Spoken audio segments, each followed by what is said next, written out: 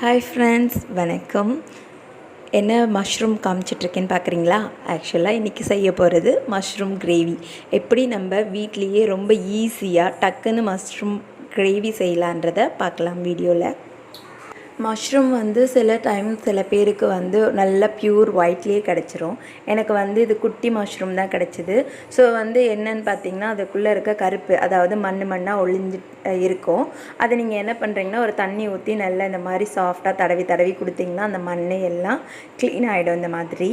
இந்த மாதிரி ஃபஸ்ட் இப்போது எல்லாத்தையும் க்ளீன் பண்ணி வச்சுக்கலாம். ஆக்சுவலாக க்ளீன் பண்ண தெரியாதவங்களுக்காக தான் இந்த வீடியோ நான் காமிக்கிறேன். எப்படி க்ளீன் பண்ணுறது இருந்தால் பார்த்துக்கோங்க.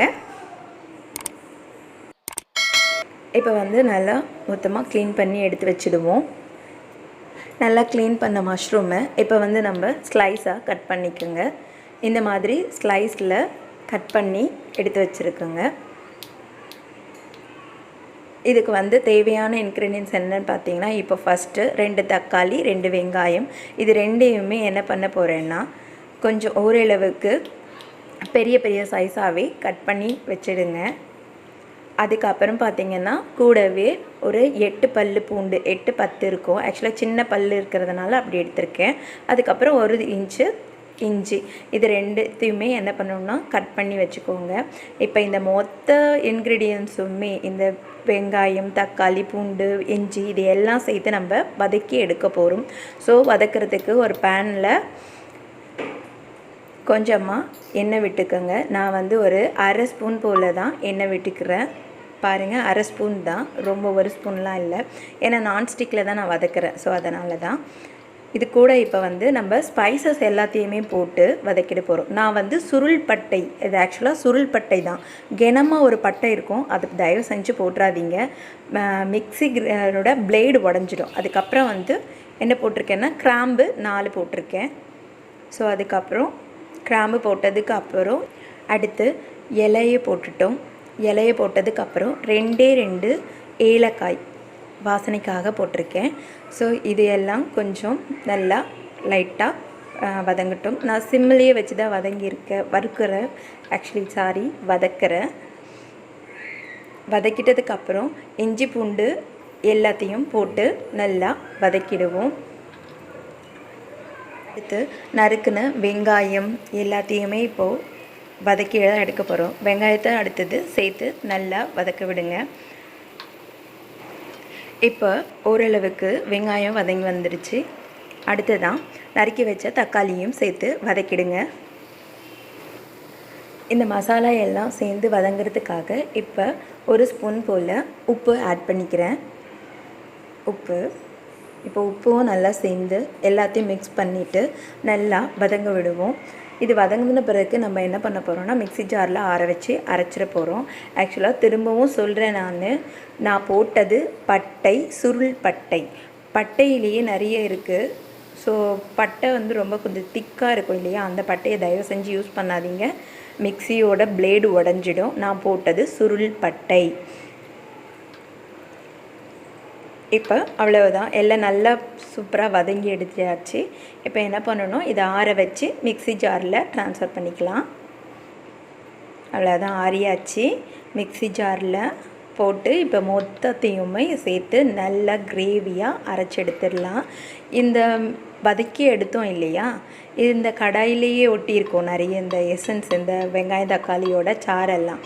ஸோ ஒரு தண்ணி ஊற்றி ஒரு பிளெண்ட் அரைச்சி முடித்ததுக்கப்புறம் என்ன பண்ணுறீங்கன்னா, இந்த மாதிரி தண்ணி ஊற்றி அந்த தண்ணியும் சேர்த்து அரைச்சி எடுத்துக்கோங்க, நல்லா பேஸ்ட் மாதிரி. எந்த மசாலான்னு கிடையாது, எப்போ நீங்கள் எந்த மசாலா வதக்கி அரைச்சாலும் அந்த தண்ணியை தயவு செஞ்சு கீழே ஊற்றாதீங்க. இந்த மாதிரி அரைச்சிடுங்க. ஒரு வாணலியில் நம்ம இப்போ என்ன பண்ண போகிறோன்னா, ஒரு கரண்டி போல் எண்ணெய், நீங்கள் என்ன சமையலுக்கு யூஸ் பண்ணுவீங்களோ அந்த ஆயில் யூஸ் பண்ணிக்கோங்க. ஒரு கரண்டி போல் விட்டுட்டு என்ன பண்ண போகிறோம்னா, கட் பண்ணி வச்சுருக்கோம் இல்லையா மஷ்ரூமு, அதை மொத்தத்தையுமே இதில் போட்டு நம்ம என்ன பண்ண போகிறோன்னா, கொஞ்சம் ஃப்ரை மாதிரி பண்ணிக்க போகிறோம். ரொம்ப ஃப்ரை, ஆயில் டீப் ஃப்ரைலாம் கிடையாது, சும்மா லேசாக வதக்கி எடுத்துக்க போகிறோம். அப்போ தான் கொஞ்சம் அந்த கிரேவி கூட சேர்ந்து செம்மையாக வதங்கிடும். ஸோ அதாவது வெந்துடும். இப்போ ஓரளவுக்கு மஷ்ரூமை கொஞ்சம் ஓரளவுக்கு வதக்கி எடுத்துருவோம். லேசாக ஃப்ரை பண்ணிவிட்டுங்க, அவ்வளோதான். ரொம்பலாம் ஃப்ரை பண்ண வேணாம், கொஞ்சம் ஓரளவுக்கு ஃப்ரை பண்ணால் போதும். ஒரு 2 நிமிஷம் இருந்தால் போதும்.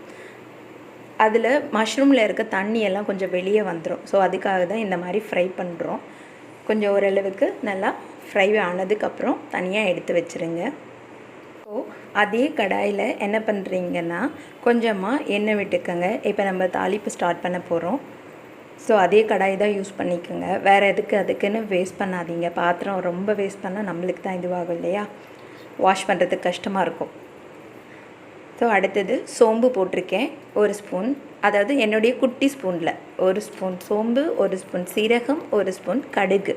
இது எல்லாத்தையும் போட்டு பொரிய விட்டுறதுக்கப்புறம் கருவேப்பிலை பொரிஞ்சதுக்கப்புறம் நம்ம அரைச்சி வச்சுருக்கோம் இல்லையா அந்த கிரேவியை போட்டு மிக்ஸ் பண்ணிவிடுங்க. மிக்ஸி ஜாரில் கொஞ்சமாக தண்ணி விட்டு அதையுமே சேர்த்து கழுவி ஊற்றிடுங்க. எப்போவுமே அதோட சாரும் வெளியே ஊற்றிடாதீங்க. இப்போது எல்லாத்தையும் கிரேவியெல்லாம் அந்த மசாலா எல்லாத்தையும் போட்டாச்சு. இதுக்கு தேவையான அளவுக்கு உப்பு போட்டுக்கோங்க.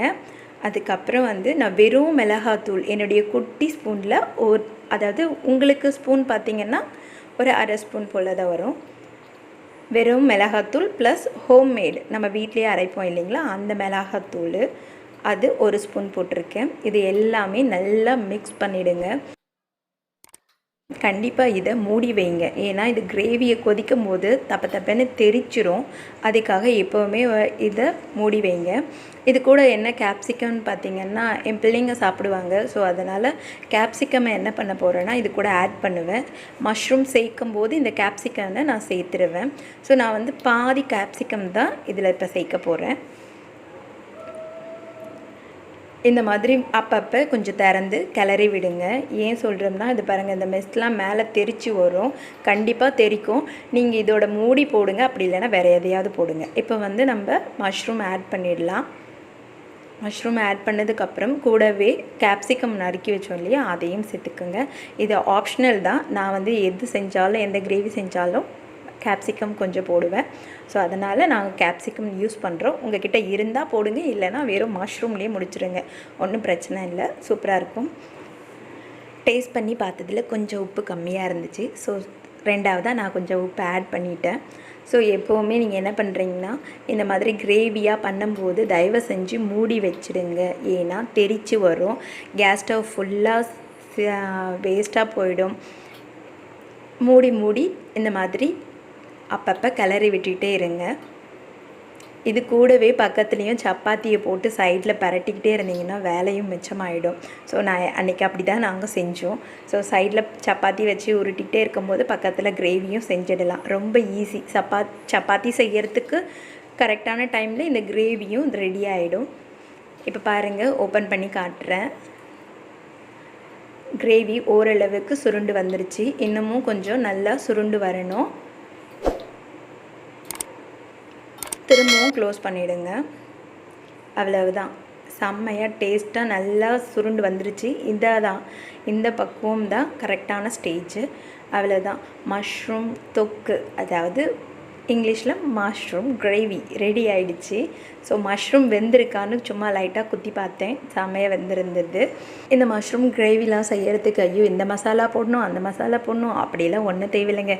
நம்ம வீட்டில் இருக்கிற பொருளை வச்சு நம்ம கிரேவியை செம்மையாக செஞ்சுக்கிடலாம். இந்த மாதிரி செஞ்சு பாருங்கள், செம்ம டேஸ்ட்டாக இருக்கும். லாஸ்ட்டாக நான் கொத்தமல்லி ஆட் பண்ணிவிடுவேன் எப்போ செஞ்சாலும், ஏன்னா அந்த ஹீட்லேயே கொத்தமல்லி வாசனை செம்மையாக இருக்கும். நீங்களுமே ட்ரை பண்ணி பாருங்களேன். ஒரு ஸ்டவ் ஆஃப் பண்ணுறதுக்கு முன்னாடி சாம்பார்லேயோ எதுலேயோ ட்ரை பண்ணி பாருங்கள், செம்ம வாசனை வரும். இந்த மாதிரி கிரேவிலாம் செய்யும்போது, காரமான கிரேவிலாம் செய்யும்போது எப்போவுமே ஒரு பிஞ்ச் வெல்லம் இது அப்படி க்ரஷ் பண்ணி போட்டுட்டு நீங்கள் மிக்ஸ் பண்ணிவிட்டு இறக்கிறதுக்கு எப்போவுமே ஒரு 2 செகண்ட்ஸ் முன்னாடி கொத்தமல்லியும் ப்ளஸ் ஒரு வெல்லமும் ஒரு பிஞ்சு தான் அதை ஆட் பண்ணிவிட்டு பாருங்கள். எந்த கிரேவியாக இருந்தாலும் செம்ம டேஸ்ட்டாக வரும். நீங்களும் உங்கள் வீட்டில் இந்த மாதிரி ட்ரை பண்ணிவிட்டு எனக்கு கண்டிப்பாக கமெண்ட் பண்ணுங்கள். இதுதான் ஈஸியாக சட்டுன்னு ரெடி ஆகிடுச்சு மஷ்ரூம் கிரேவி. நீங்களும் உங்கள் வீட்டில் ட்ரை பண்ணிவிட்டு மறக்காமல் கமெண்ட் பண்ணுங்கள். இந்த வீடியோ உங்களுக்கு பிடிச்சிருந்தா லைக் பண்ணுங்கள், உங்கள் ஃப்ரெண்ட்ஸுக்கு ஷேர் பண்ணுங்கள், மறக்காமல் எங்கள் சேனலை சப்ஸ்கிரைப் பண்ணிவிடுங்க. தேங்க்யூ.